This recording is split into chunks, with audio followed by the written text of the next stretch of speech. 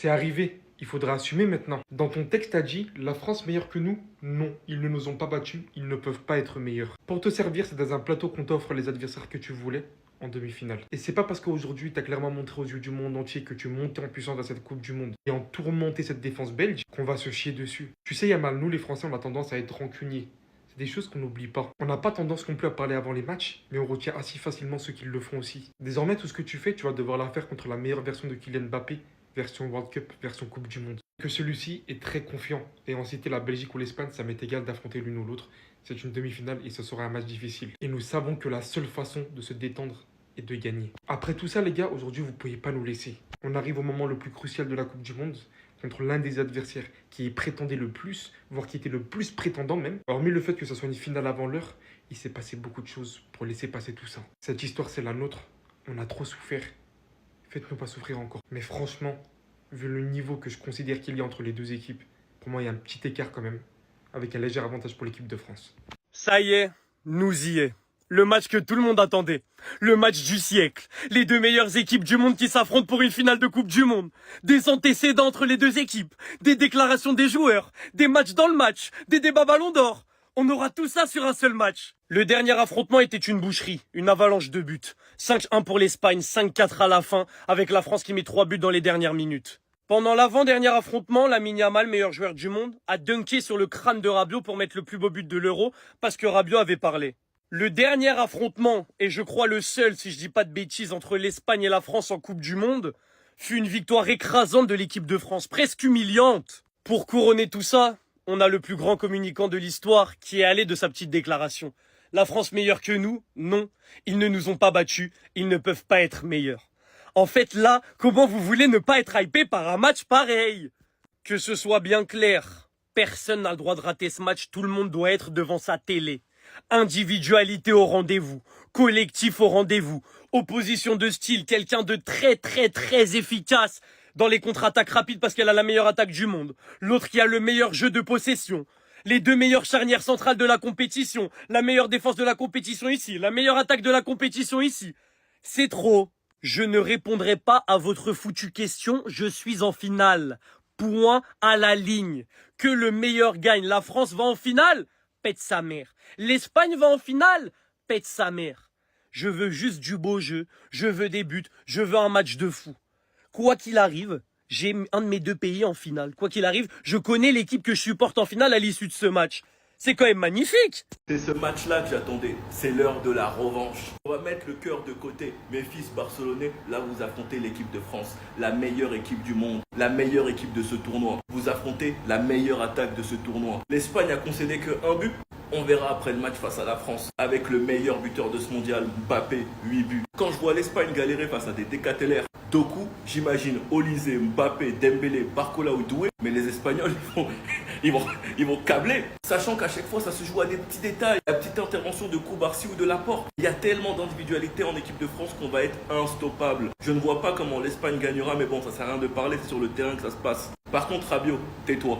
Rabiot ne parle pas, ne motive pas le visage de l'Espagne. Il n'est pas encore rentré dans son mondial, faut pas qu'il se réveille en demi face à la France. Donc pas de déclaration, tu as déjà commencé à piquer le Maroc, n'oublie pas qu'il est marocain. Et j'ai vu beaucoup de Marocains se mettre derrière la mine à cause de tes déclarations. La source de motivation, elle est de notre côté, car on a une revanche à prendre. Il faut montrer que c'est pas l'Euro, c'est pas la Ligue des Nations, c'est la Coupe du Monde, la meilleure compétition où il y a les grands. Sinon vous les gars, vous en pensez quoi? Ramenez-vous sur cette impatience en une.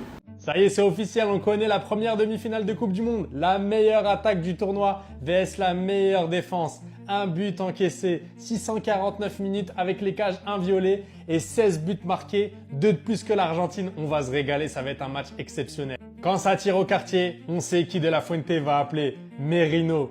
86e minute de jeu, il rentre. 88e minute, il marque. Deux minutes après, il n'a pas besoin de beaucoup de temps, il n'a pas besoin de se chauffer, c'est pas un diesel, c'est un essence. Et c'était la même chose face au Portugal. Il rentre à la 85e minute de jeu, à la 90e dans les arrêts de jeu, il marque encore. Non, franchement, lui, je sais pas ce qu'il a mangé. Il revient d'une grosse blessure au pied avec Arsenal qui se souvient. Et au final, il est décisif dans cette Coupe du Monde. C'est le joker de luxe que tous les sélectionneurs veulent. Et c'est dommage parce que la Belgique était la première équipe à avoir réussi à marquer un but à l'Espagne dans ce tournoi.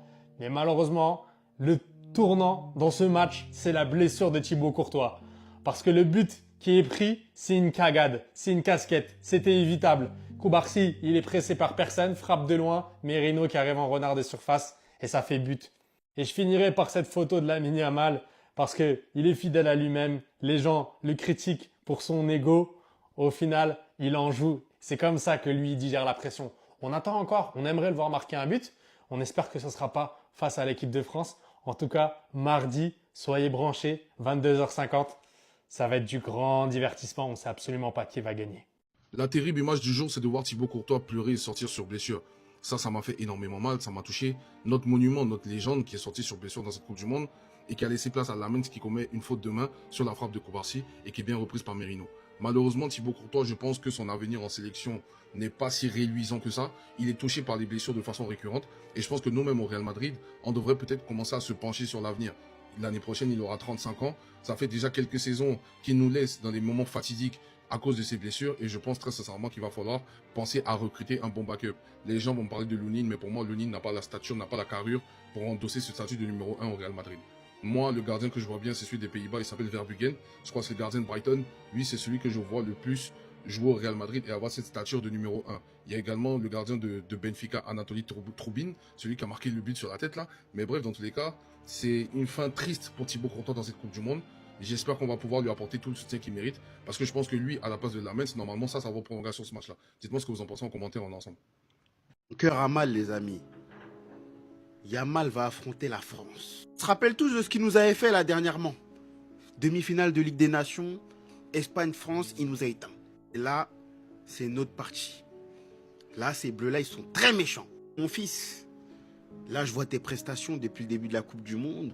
C'est bien, c'est dans les normes, c'est tranquille. Mais il en faut tellement plus pour battre cette équipe de France. En plus, il y a eu des déclarations. Tu as dit que la France, ils n'étaient pas meilleurs. Donc, le destin était écrit. Mais il y a une chose dont je suis sûr, c'est que le petit, il n'allait jamais refuser le tête-à-tête. Aujourd'hui, c'était clairement ton meilleur match depuis le début de la compétition. Moi, je te demande une chose. Pour moi, l'Espagne va sortir, mais sort dans des bonnes conditions. Que personne ne salisse ton prénom.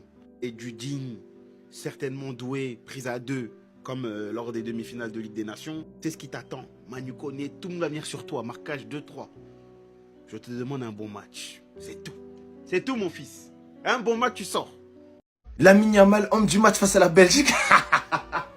Mais les gars, en fait, on a regardé quel match? On est en train de regarder quelle Coupe du Monde? Là, les gars, ça commence à lui donner du buzz à perdre pour rien. Son frère, dans cette Coupe du Monde, a plus de buzz que lui.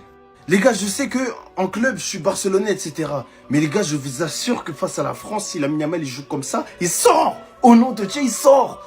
Là, il est en mode dédoublement de passe.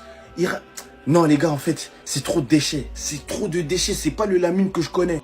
Et même, carrément, même, ça me rassure qu'il joue comme ça. Personnellement, ça me rassure. Ça veut dire qu'il est humain et qu'il a encore une marge de progression, qu'il est encore en train de grandir et qu'il a la pression des grandes compétitions. En tout cas, les gars, Lamine Yamal de cette Coupe du Monde jusqu'à maintenant, jusqu'à aujourd'hui, si on s'arrête là, les gars, cette Coupe du Monde là, mais est-ce qu'il fait une meilleure Coupe du Monde que Lucas Digne? C'est quoi là? De quoi on parle, les gars? L'équipe d'Espagne, elle se démarque même pas par ses personnalités, ses individualités. Là, par exemple, si l'Espagne gagne la Coupe du Monde, tu donnes le trophée de meilleur joueur à qui? Bref, en tout cas, on verra face à la France qui va proposer, mais là, Lamine Yamal ne me fait pas peur. C'est ce merdier là, ça devait même sortir aujourd'hui. Mais vas-y, la Belgique, ils ont choc. C'était ce Joaquinho do Brasil. Dites-moi ce que vous en pensez de la Coupe du Monde de Yamal. Et les quartiers.